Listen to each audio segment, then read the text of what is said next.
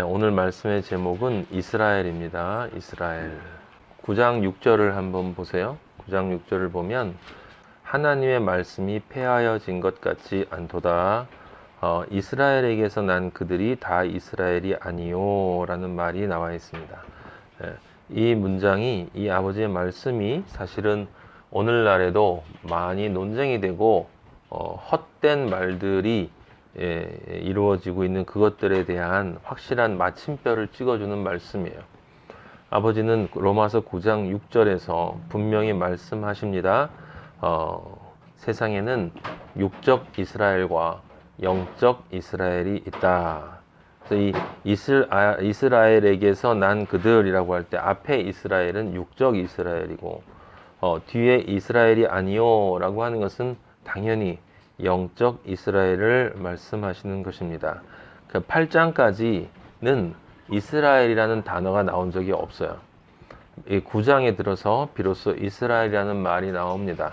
그것은 8장까지는 이 우리 개인의 믿음을 통한 그 믿음으로 믿음에 이르는 이 개인의 의로움과 의롭게 인정됨과 그리고 아버지를 향한 그 영화로움의 길, 그 십자가의 길에 대한 이야기가 8장까지 쭉 나오면서 개인에 대한 이야기를 하면서 그 개인이 유대인이냐 이방인이냐라고 하는 그런 것이 중요한 것이 아니라 율법이냐 할례냐가 중요한 것이 아니라 오직 믿음으로 사람은 구원을 받는다라고 하고, 그리고 실제 그 믿음을 가진 자는 성령의 법, 그러니까 믿음의 법이 있는데 믿음으로 믿음에 이르는 그 믿음의 법을 제대로 따라가는 자는 처음에 믿음으로라는 것이 이루어지면 그 다음에는 그 믿음으로를 믿음에 이르게 하기 위해서 성령의 법, 생명을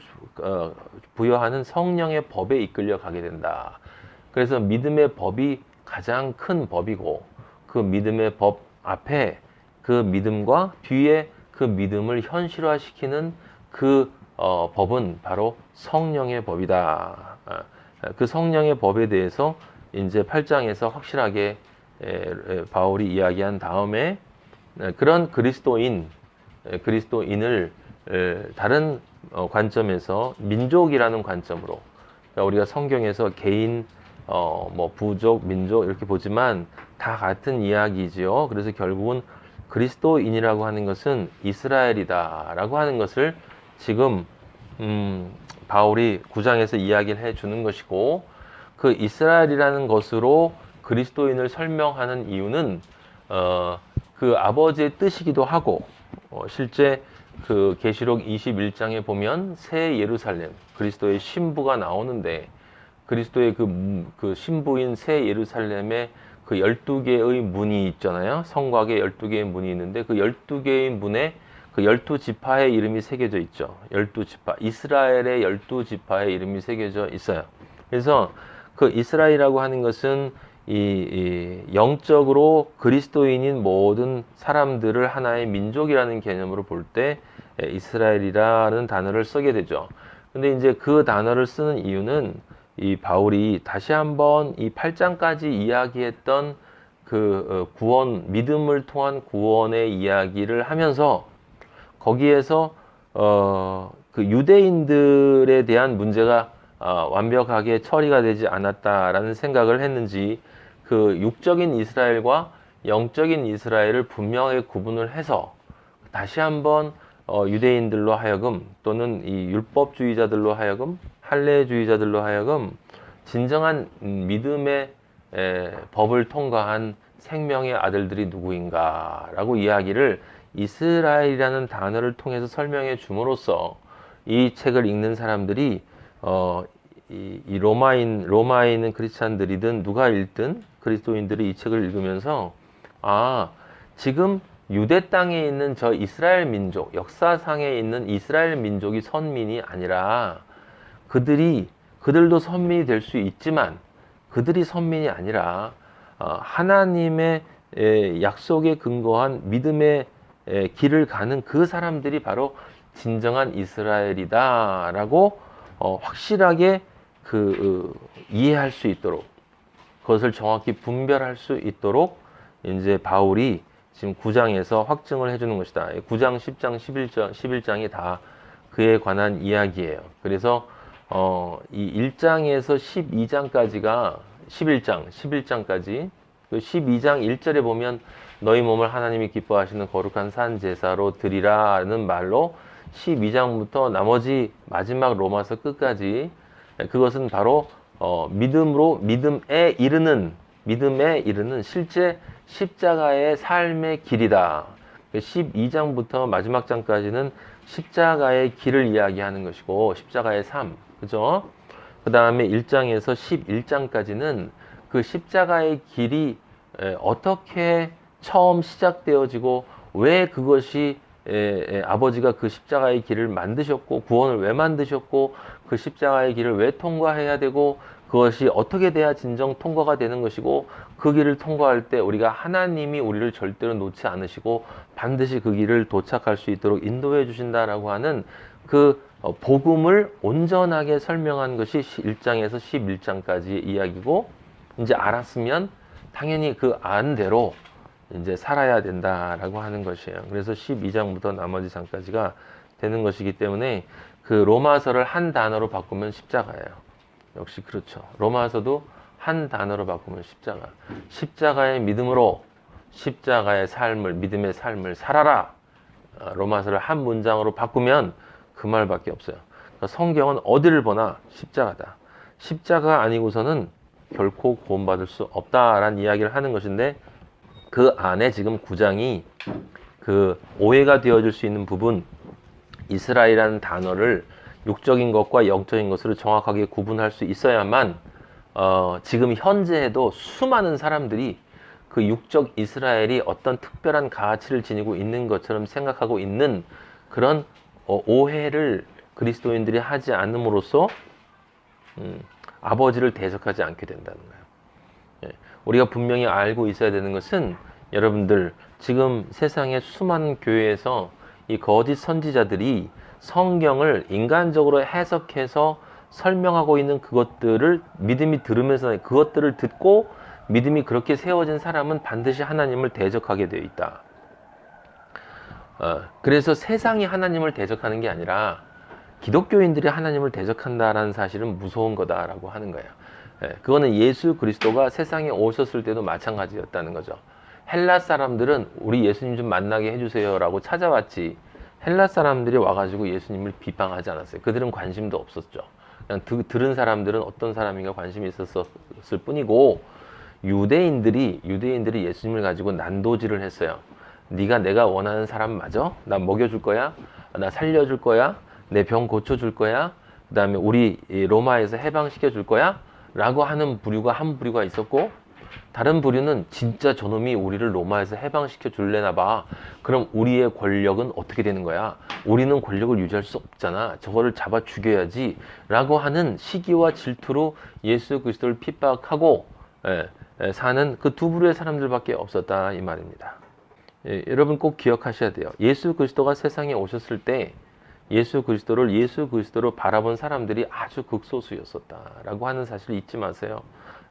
지금도 마찬가지입니다. 지금도 마찬가지고 지금도 마찬가지이기 때문에 예수 그리스도를 못 박은 것처럼 스데반을 돌로 친 것처럼 종교인들은 그리스도인들을 돌로 치고 싶어하고 십자가에 못 박고 싶어해요. 그렇게 하면은 이제 우리는 요즘은 민주사회에 법으로 걸리기 때문에 그렇게 못할 뿐이지. 그게 이제 영적인 논리다라는 말씀을 제가 여러분들에게 드리는 거예요. 자, 여기 9장 6절에서 우리가 본 것처럼 그래서 영적 이스라엘과 육적 이스라엘이 있다. 이 이야기는 사실은 이미 바울이 여러 표현으로 여러 번 반복해서 얘기했어요. 우리가 공부했던 2장 28절에 보면 이 표면적 유대인이 아니고 표면적 육신의 할례가 아니라 이면적 유대인이고 할례는 어디에 해라? 마음에 해라. 할례는 마음에 해라. 할례를 마음에 하라는 것은 마음으로 죽고 다시 부활하라는 뜻이죠. 마음으로 죽고 다시 부활하라는 뜻이에요. 또 다른 그걸 조금 더 구체적으로 얘기하면 네가 가지고 있는 모든 인간적인 정과 욕심을 십자가에 못 박아라 라는 얘기예요. 할례를 마음에 하라는 이야기는 그것을 네 마음으로 정말 받아들여야 한다. 그게 정말 옳다는 것을 받아들여야 한다. 마음에 하고, 그래서 그 다음에 영을 따라가야 한다. 율법 조문에 있지 않는 것이 아니라 영에 있다. 이건 무엇입니까? 보이는 것이 아니고 보이지 않는 것이다. 이 너무나 분명한 것 아닙니까? 보이는 것을 따라서 예수 그리스도를 믿는 모든 것은 다 가짜예요. 다시 한번 말씀드립니다. 보이는 것을 따라서 예수 그리스도를 믿는 모든 것은 다 가짜입니다. 그래서 예수 그리스도가 우리에게 보이는 무엇인가를 준다라고 생각하는 것들은 당연히 다 우리가 성경적이지 않다라고 알고 있는 것이고, 그리고 대표적인 가장 심각한 것이 보이는 예루살렘 성전이 이스라엘에 또 세워질 거다라고 믿고 있는 사람들이에요. 그걸 헌신이라고 생각하고 지금 열심히 일하고 있는 사람들이 있습니다. 전부 다 이게 웃기는 아이러니 아닙니까? 하나님을 가장 사랑한다는 사람들이 가장 하나님을 대적하는 거예요. 여러분 정말 무서운 일입니다. 하나님을 가장 사랑한다는 사람들이 사실은 가장 하나님을 대적한다고요. 왜 그럴까? 왜냐하면 자기 생각으로 하나님을 믿기 때문에 그런 거예요.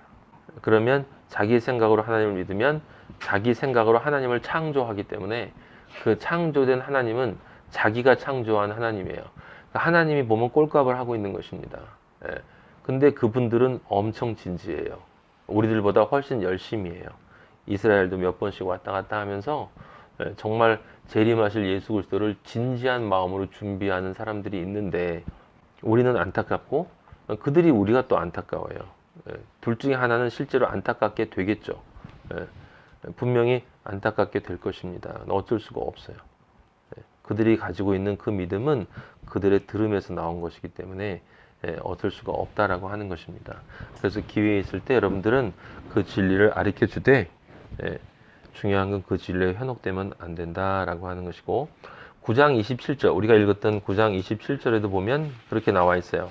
이사야가 이스라엘에 관하여 외치되 이스라엘 자손들의 수가 비록 바다의 모래 같을지라도 남은 자, 렘넌트, 남은 자들 7,000명의 남겨놓은 사람들, 바로 우리들이에요.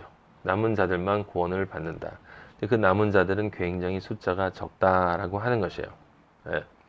제가 며칠 전에 우리 다윗하고도 얘기하다가 그만하게 얘기를 했는데, 제가 늘 고민이었거든요. 그것이 무엇이 고민이었냐면, 아무리 성경을 공부할수록, 말씀을 공부할수록 정말 구원을 받을 자가 굉장히 적은 거예요. 너무너무 힘든 거예요. 제가 볼 때는 전 예수님을 정말 사랑하는 사람들을 우리 마하나임을 벗어나서 만나본 경우가 별로 없어요. 그 가끔씩 이렇게 선교사님이나 어떤 목사님, 숨어있는 목사님들 이런 분들을 보면 하나님을 사랑하는 게 느껴져요. 말씀을 들어보면 알아요. 정말 하나님을 사랑하고 있는 사람인지 아닌지, 또 하나님을 분명히 사랑한다고 믿고 있는데 잘못 알고 있는 건지, 또는 하나님을 사랑한다고 이야기하지만 사실은 자기 생각하고 있는 건지, 그게 다 그 사람의 영의 상태에 따라서 그 말이 다 다르게 나오거든요. 나올 수밖에 없는 거예요. 그래서 그걸 구분이 되는데, 그러고 보니까 정말 아버지를 사랑하는 사람이 거의 없어요. 그래서 구원받을 사람이 거의 없는데, 도대체 그러면 누가 구원받아요? 제가 늘 아버지한테 궁금한 게 그거였어요. 왜냐하면 그 계시록에 보면 이 14만 4천 이야기하면서 그것을 형상화시켰을 때 이 셀 수도 없는 수많은 사람들이 바다처럼, 그 많은 하늘의 별처럼, 바다의 모래알처럼 많은 사람들이 종려나무를 흔들면서 오는 모습이 계시록에 나오지 않습니까? 그렇게 많은 사람들이 구원을 받는데, 제가 지금 이렇게 세상을 살다 보면 예수님을 믿는 것에 대해서 아예 사람들이 관심이 없는 것 같거든요. 제가 볼 땐 별로 관심이 없어요. 진짜로. 그런데 도대체 어떻게 해서 그 많은 사람들이 나왔을까가 궁금했다고요.